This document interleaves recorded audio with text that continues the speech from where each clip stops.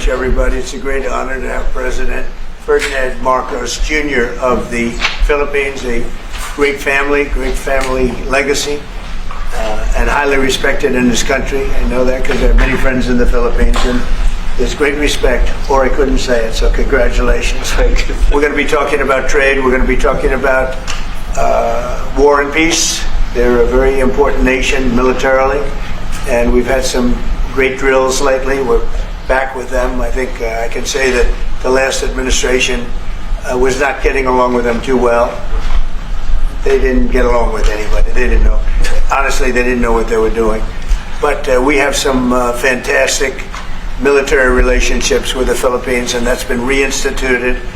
And Pete, I would say that you couldn't be happier, right, with the relationship. Absolutely. Great partners. So I just want to say it's an honor to have you. We're going to talk about trade today, and we're very close to finishing a trade deal, big trade deal actually. And we do a lot of business with you. It's a lot of income coming in for both groups. But I was surprised to see the kind of numbers. They're very big, and they're going to get bigger under what we're doing and what we're proposing. And I just want to thank you for being with us. It's a great honor. You and your representative. It's really a great honor. We have a big announcement. AstraZeneca, the big drug company, is going to spend $50 billion, just announced $50 billion in the United States in order to build various places all over the country, big manufacturing plants, pharmaceutical plants all over the country, so that's an honor. And he said they did that because of the election and because of the fact that the tariffs are placed. So they're building their facilities in New York. $50 billion, that's a big investment. And it's going to be a very good investment. I have no doubt about it. So thank you to AstraZeneca. And with that, I'd like to have you say a few words, please. Thank you very much, Mr. President. Of course, we're all very happy to be here to once again reaffirm the very strong ties between the Philippines and the United States, ties that go back over 100 years. And considering the context in which we live these days, especially in my part of the world, this has evolved into as important a relationship as is possible to have. We must remember that the United States is our only treaty partner in the Philippines, and that has stood us in good stead over the years, certainly through the Second World War, and the cultural memory of all Filipinos, down to even the school children, is that our strongest, closest, most reliable ally has always been the United States.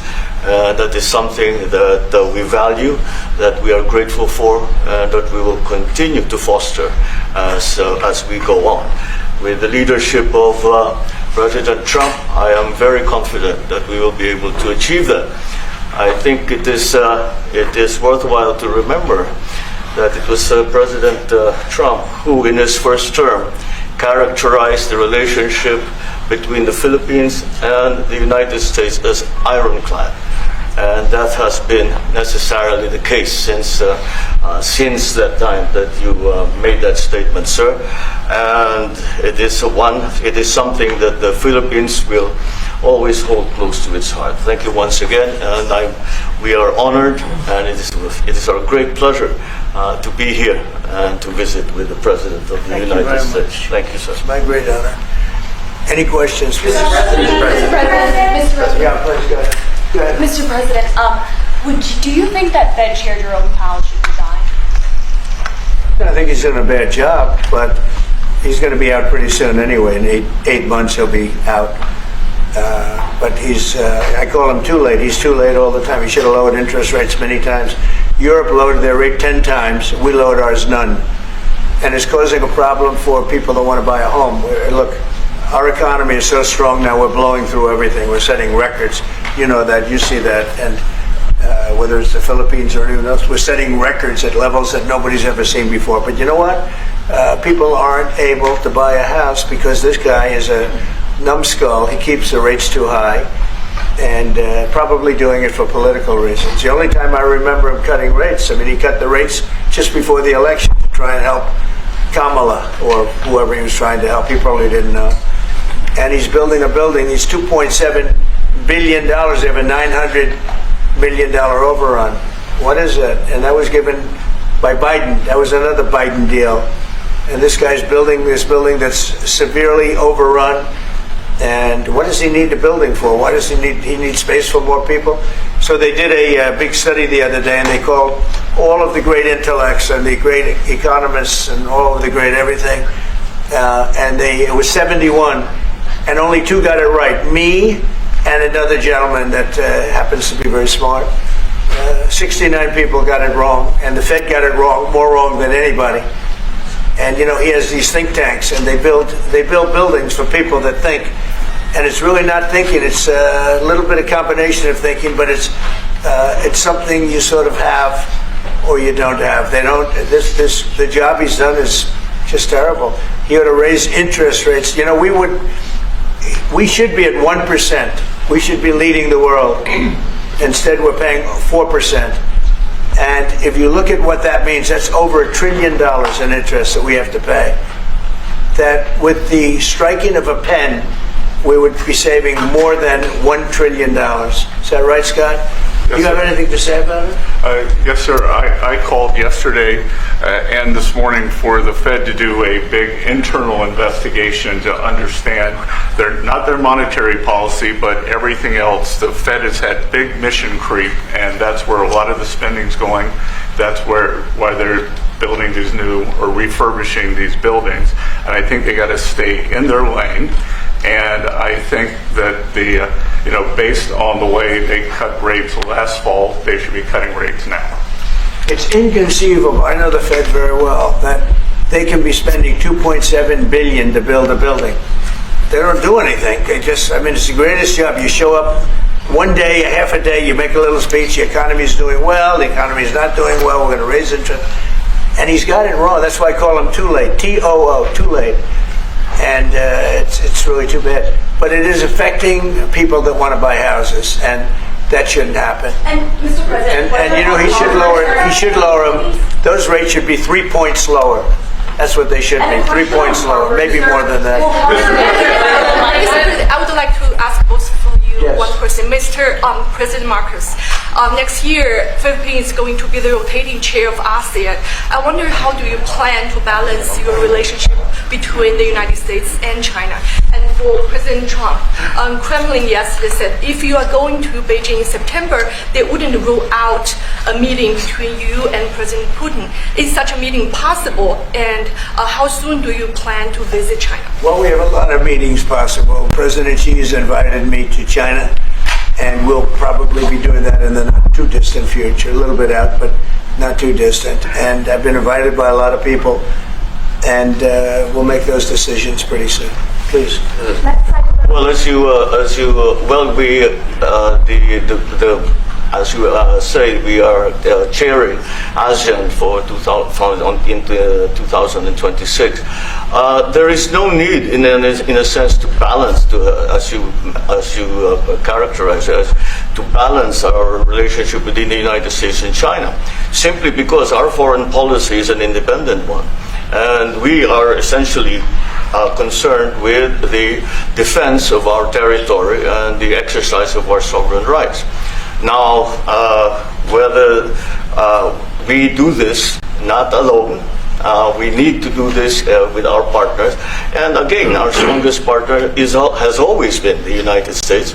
But of course, we are trying to form coalitions and multilateral relations so that those like-minded nations who share the same values as we do, who hew into international law, most specifically the UNCLOS, present that position very clearly to anyone who has intentions of unilaterally changing the world order, and that is how we are guided in that. And I don't mind if he gets along with China, because we're getting along with China very well. We have a very good relationship. In fact, the magnets, which is a little complex piece of material, but the magnets are coming out, very well. They're sending them in record numbers. We're getting along with China very well, and I don't mind if the president dealt with China, if that's meant, because I think he has to do what's right for his country. I've always said, make the Philippines great again. Do whatever you need to do, but you're dealing with China wouldn't bother me at all. Well, now it is something that we have to do in any case. Yeah. Certainly. Do you support, Mr. President, do you support the Justice Department seeking a new interview with Ghislaine Maxwell, and did you urge the Attorney General to seek one? I don't know anything about it. They're going to what? Meet her? Your Deputy Attorney General is reached out to Ghislaine Maxwell's attorney asking for a new interview. Yeah, I don't know about it, but I think it's something that sounds appropriate to do. Yeah. Do you have any concern that your Deputy Attorney General, who's your former attorney, would be conducting the interview, given your past relationship? He's a very talented person. He's very smart. I didn't know that they were going to do it. I don't really follow that too much. It's sort of a witch hunt, just a continuation of the witch hunt. The witch hunt that you should be talking about is they caught President Obama absolutely cold, Tulsi Gabbard. What they did to this country in 2016, starting in 2016, but going up to 2020 in the election. They tried to rig the election, and they got caught. And there should be very severe consequences for that. When we caught Hillary Clinton, I said, you know what? Let's not go too far here. It's the ex-wife of a president, and I thought it was sort of terrible. And I let her off the hook, and I'm very happy I did. But it's time to start, after what they did to me, and whether it's right or wrong, it's time to go after people. Obama's been caught directly. So people say, a group. It's not a group. It's Obama. His orders are on the paper. The papers are signed. The papers came right out of their office. They sent everything to be highly classified. Well, the highly classified's been released. And what they did in 2016 and in 2020 is very criminal. It's criminal at the highest level. So that's really the things you should be talking about. I know nothing about the other, but I think it's appropriate that they do go.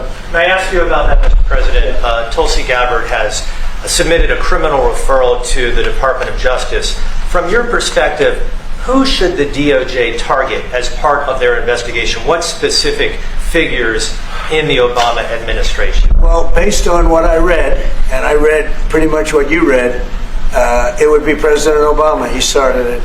And Biden was there with him, and Comey was there, and Clapper, the whole group was there. Brennan, they were all there in a room. Right here, this was the room. This is much more beautiful than it was then, but that's okay. I have nice pictures up. They came out of the vaults. They were in there for 100 years. This is much more beautiful. We have the Declaration of Independence now in the room, which wasn't here. I guess people didn't feel too good about putting it here, but I do. But you know what? If you look at those papers, they have them stone cold, and it was President Obama. It wasn't lots of people all over the place. It was them too. But the leader of the gang was President Obama, Barack Hussein Obama. Have you heard of him? And except for the fact that he gets shielded by the press for his entire life, that's the one they... Look, he's guilty. It's not a question. I like to say... let's give it time. It's there. He's guilty. This was treason. This was every word you can think of. They tried to steal the election. They tried to obfuscate the election. They did things that nobody's ever even imagined, even in other countries. You've seen some pretty rough countries. This man has seen some pretty rough countries, but you've never seen anything like it. And we have all of the documents.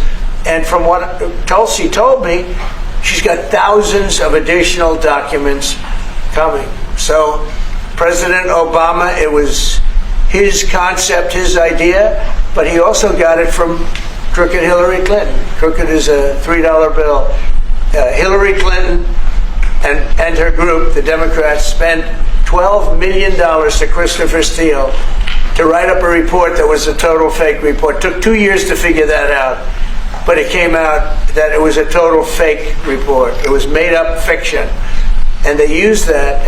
The one thing they weren't able to do was and probably the only thing I respect about the press in years is the press refused to write it before the election.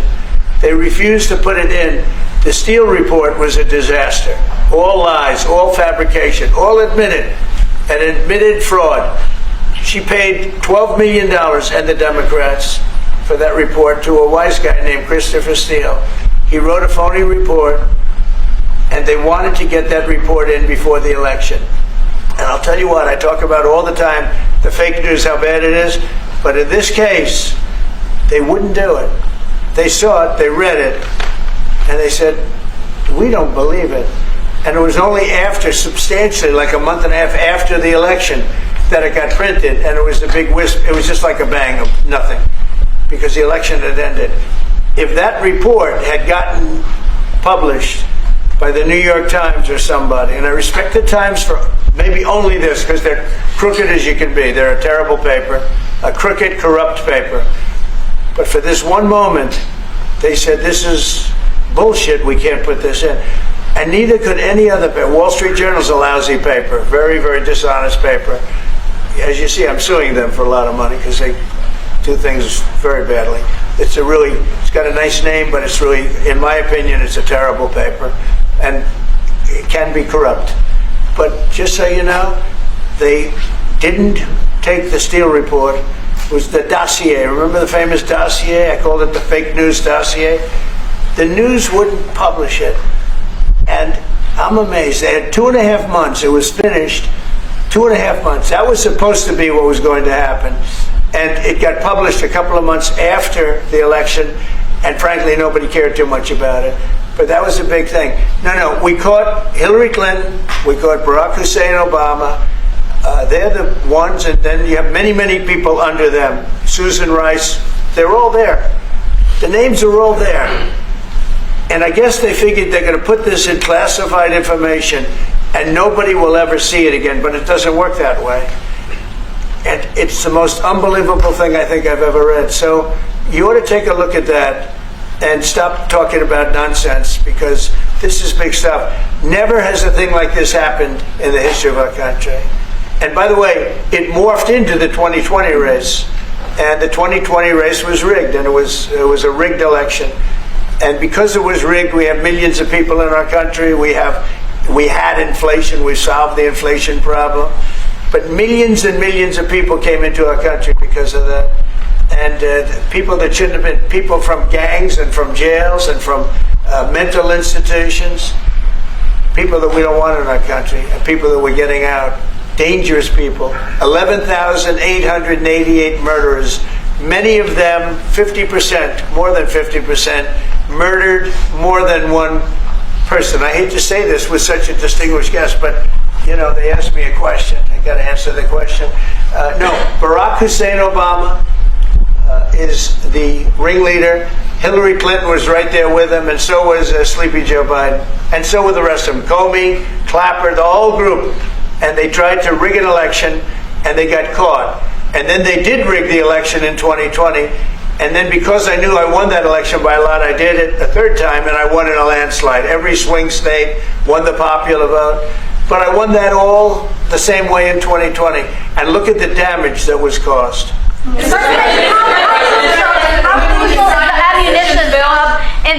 How crucial is the ammunition hub that the U.S. plans to build in Subic and the Luzon corridor, considering that these will be built in areas that hosts strategic ports as well as military air bases? You're talking ammunition? Yes, the U.S. House Congressional Committee on Appropriations approved a budget. What's very important. Otherwise, we wouldn't have approved it. Sorry? Yeah, it's very important. Otherwise, we wouldn't. We need ammunition. We're going to end up in a few months, we'll have more ammunition than any country has ever had. We're going to have more missiles than any country has ever had. We're going to have all the speedy missiles. We'll have the speedy ones, the slow ones, the accurate ones, the ones that are slightly less accurate. We have everything. But we will have more ammunition than any country has ever had. It's very important to me. And how Go ahead, please, Red. Sir, when you say that you're close to making a trade deal, what gaps remain? And for President Marcos, sir, I was just wondering, do you not think that perhaps the Philippines hosting U.S. missile systems could be considered escalatory by China, especially because they can strike deep into mainland China? Thank you. Well, it's an honor to be with this gentleman. You know, I've known him, and I've known his family, actually, but I've known him And I assume you're from the Philippines? Are you from the Philippines? Yes, sir. That's good. You're very lucky to be from the Philippines. It's a great place. But we're going to have a very good relationship. I mean, I know you had some problems with another president, and it was not your fault. It was the president's fault. And the country was maybe tilting toward China, but we untilted it very, very quickly. But you had a country that was tilting toward China for a period of time, and I just don't think that would have been good for you. You can deal with China, you should deal with China, but when I got elected, everything changed, and they came right back to us. President Trump, will you consider extending Say it again. Yeah, Brian, go ahead. Oh, Mr. President, I just wanted to piggyback off the Sorry, I have a question to President Marcos. I'll let you Yes, answer yes. first. I'm sorry, what was the question again? It was about whether having U.S. missiles hosted in the Philippines could be considered escalatory by China.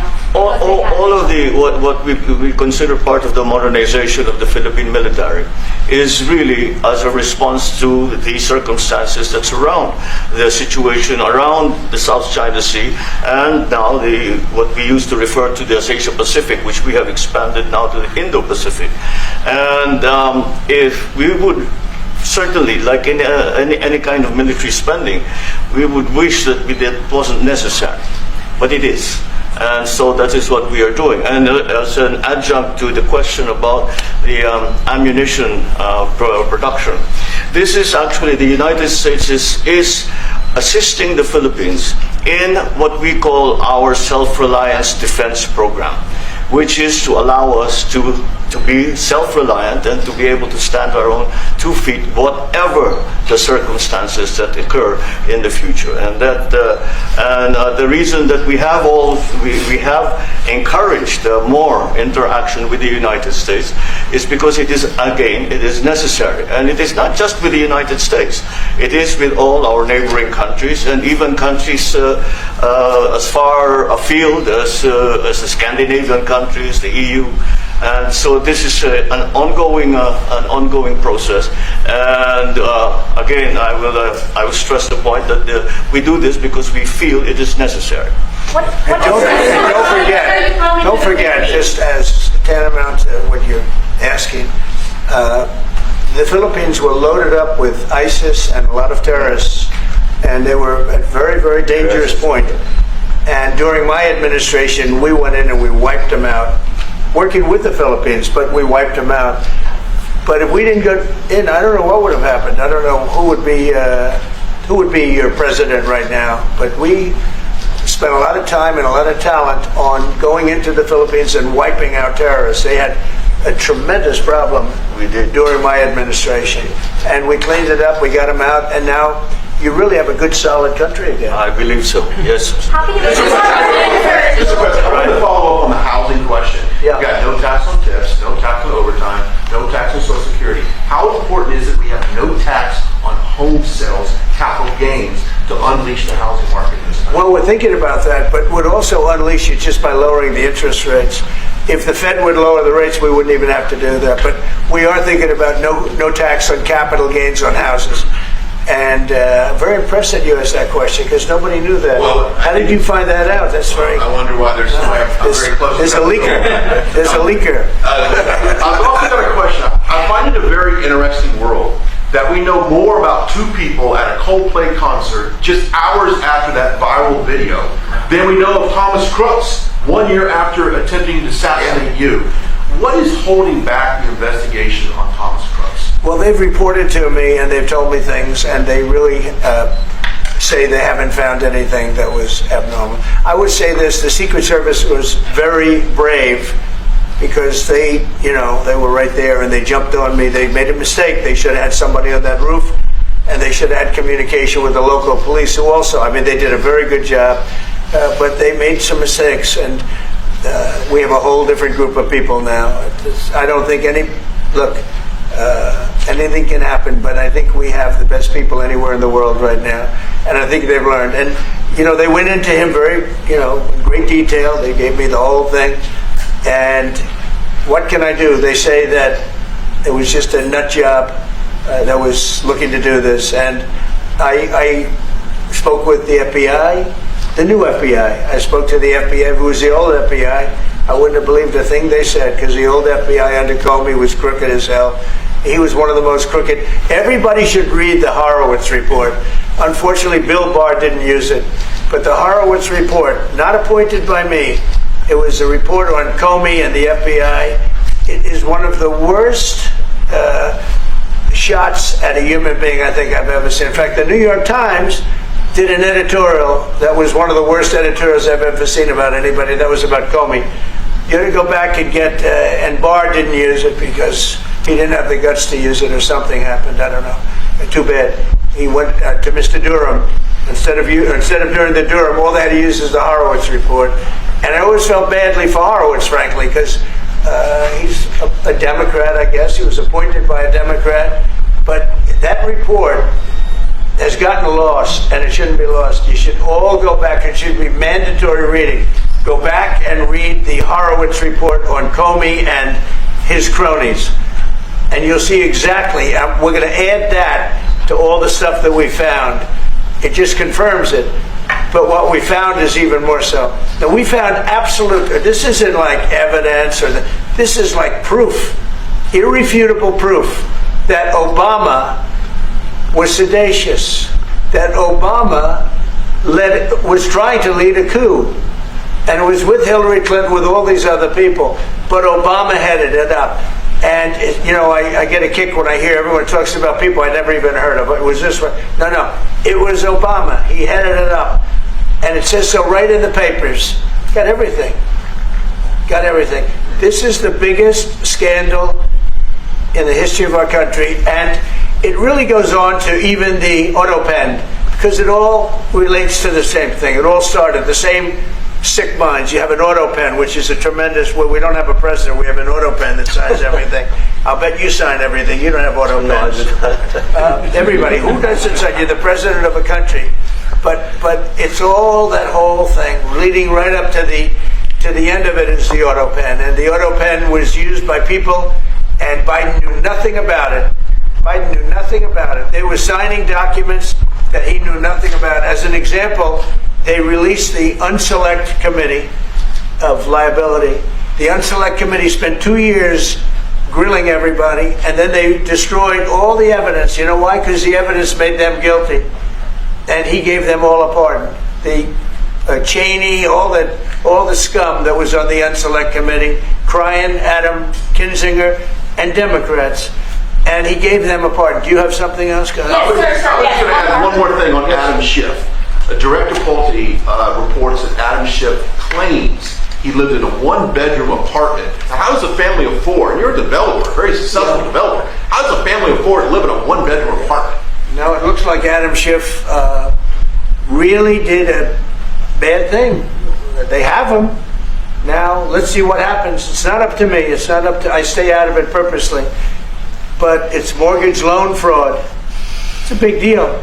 He defrauded banks and insurance companies and the federal government. But it's very simple. It's mortgage loan fraud. And you're right. It's a lot of people to live in a one-bedroom apartment, right? But he put it down. But he has a lot of other things far worse than that. So, no, Adam Schiff, they have him 100% on mortgage fraud. Now, if there's anybody else in this room except you would have no problem. But anybody else in this room, you'd have a problem. I'd have a problem. Yeah, please. So there was a hearing yesterday in the Harvard case. Would you allow Harvard to get their federal dollars back as a part of any agreement with the administration? No, I'm not giving. Harvard's been given $7 billion. Can you believe it? By the $7 billion, and we want money to go to all universities, not Harvard. Harvard got more than anybody else. They have $52 billion. They get huge tax incentives and tax breaks on that $52 billion. But they have $52 billion, and they got $7 billion over a short period of time. And we have a very hostile judge appointed by Barack Hussein Obama, a very, very hostile judge who knows exactly right from wrong. But you know, we expect to win it on appeal. She hasn't given a decision yet, but she's very hostile, and she was put by Barack Hussein Obama. And generally speaking, anybody that does that, we're going to have problems with. So we don't expect to have. We won the case yesterday. Anybody that was there that was a neutral would say we easily won the case. But a lot of the case, and a big part of it's going to be how much money Harvard gets in the future. That's not part of the case, and they're not going to get very much. Mr. President, where are we in terms of negotiating about the reciprocal tariff? How far are we? With who? With the Philippines. Yes, sir. How far Are you from the Philippines? Yes, sir. I'm Good. from the Philippines. How far are we from achieving Well, free it's tough. trade? He's a very tough negotiator. So far, we're not there because he's negotiating too tough. In fact, I used to like him better than I do now. He's too tough. But we'll probably agree to something. But he's strong, a strong negotiator. He loves your country. Mr. President, When are you coming to the Philippines, sir? We talk a lot about the severe consequences that those who are involved in the Russia hoax must face. In your view, sir, what are the next steps now that these documents are out there? Well, the Justice Department would have to act. And we have a very competent, very good, very loyal to our country person in Pam Bondi, very respected. And it's going to be her decision. Just a follow-up to that, sir. Christy Nome was in New York City visiting an off-duty CBP officer who was allegedly shot this weekend by an illegal alien who came into the country during the previous administration. Right. What is your message to any local leaders who continue to push sanctuary city policies after this nearly tragic incident? So the only thing I don't understand, because you like to understand things and we're all smart people and all, but why would they allow 21 million people into our country, unvetted, unchecked? You don't allow it. You wouldn't allow people then. He's tough. No, the country's run properly. Biden and his group of thugs, and I don't think it was Biden, I think it was the people that surrounded that beautiful Resolute desk right behind you. They allowed 21 million people, probably much more than that, and many of them came from jails and gangs and drug dealers and mental institutions, insane asylums. Many of them are very sick. 21 million, probably 25 million, probably even more than that. And we're getting them out. Many were murderers, as I said. They killed people. Many killed more than one person. Stone cold murders. I don't understand why they would have allowed that. There's only two reasons. The vote. Is there one voters? It's one reason. I don't think they would have done it for that because they cheat. You know, they're so good at cheating, they don't need that. But the vote, and the second reason is they hate our country. I think they hate our country. I actually do. And it's the biggest problem. I mean, much of our time is spent with, you know, we have the strongest border anywhere in the world now. Maybe even stronger than your border, if you can believe it. We have no people came in last month, zero, which is pretty amazing. I'm not even sure I can believe that. But liberals are the ones that do that calculation. So, but we had no people come in. A year ago, we had hundreds of thousands of people come in. Hundreds of thousands of people. And they flowed in. And if it wasn't for the election, it would have been millions of people came in last year. So millions of people prior to election time, they allowed millions and millions of people to come into our... I mean, you saw it. They'd open the gates. If you took an Alabama-LSU football game that holds 128,000 people, I was there, 128,000 people, and I liked them and they liked me.